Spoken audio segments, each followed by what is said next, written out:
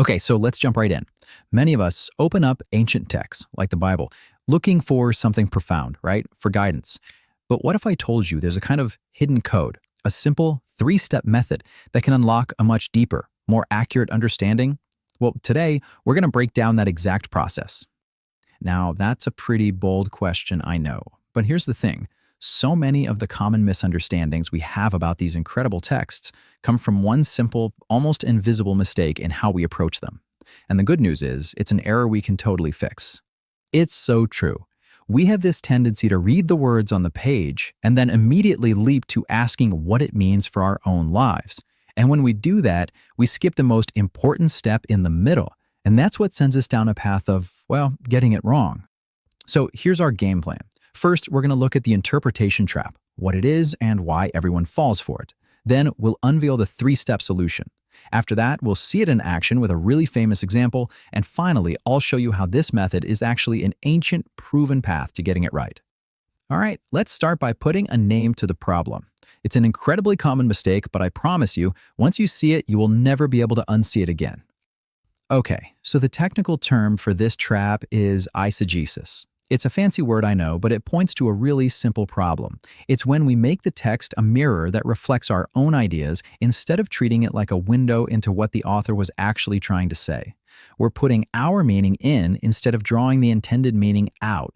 And here's exactly how it happens. We read a verse, we feel that spark of connection, and we immediately ask, what does this mean to me? Now, that's a super important question eventually. But asking it first is the shortcut that leads you straight into the trap because it completely bypasses the real work needed for genuine understanding. So, how do we avoid this trap? Well, the great news is there's a simple, disciplined solution. It's a three-step workflow that makes sure we actually honor the text for what it is. The three steps are observation, interpretation, and application. It's really that simple. But, and this is the key, the order is absolutely non-negotiable. Think about it. You can't apply something you haven't interpreted, and you sure can't interpret something you haven't even properly observed yet. Let's break this down a little more. Observation is all about the facts. We just ask, what does the text actually say? We're looking at the words, the grammar, the structure. Then we move to interpretation, where we ask, okay, based on that, what does it mean? This is where context and the author's original intent becomes so important. And only then, after all that work, do we get to the final step, application. How does this truth apply to my life today? Now, theory is great and all, but let's see how this actually works in the real world. We're going to put this method to the test using a verse that is incredibly famous and honestly almost always misunderstood.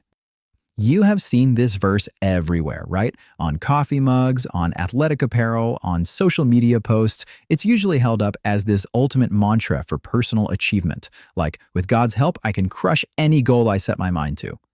But is that what the author actually meant? And boom, here it is. This is the difference our method makes. The common pop culture meaning is all about achieving personal success. But the actual context-driven meaning is about finding spiritual contentment through hardship. Those are two wildly different ideas. So how do we get to the right one? We start with step one, observation. What does the text literally say around this famous line? Well, the author, Paul, is writing this letter from a prison cell. And in the verses right before it, he says he's learned the secret of being content, whether he is well-fed or starving. So, the all things he can do isn't about winning a game, it's about enduring these specific situations with contentment. Now we move to step two, interpretation. Okay, based on that observation, what does this verse mean? It means the strength Paul gets from Christ isn't for acing a job interview or building a business. It's the spiritual power to stay content and faithful, no matter what his circumstances are, whether he's in a palace or a prison.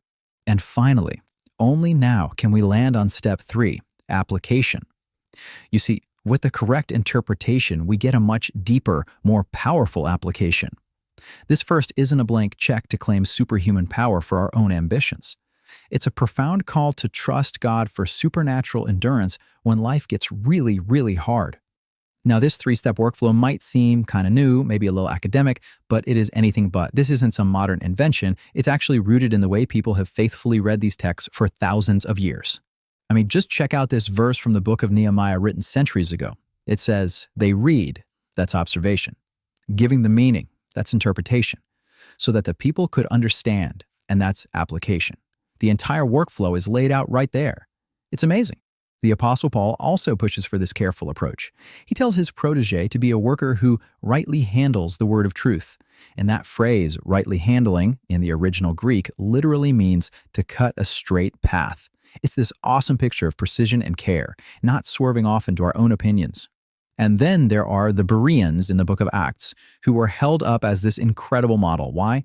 Because they didn't just passively listen to a teaching, they welcomed it eagerly, but then they went home and examined the scriptures daily to check if it was true. That is the perfect blend of a passionate heart and a careful mind. So here's the big takeaway.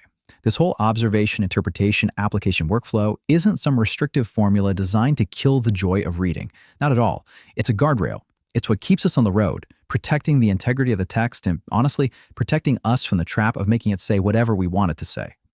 You know, this process reveals so much, not just about the text, but about our own habits.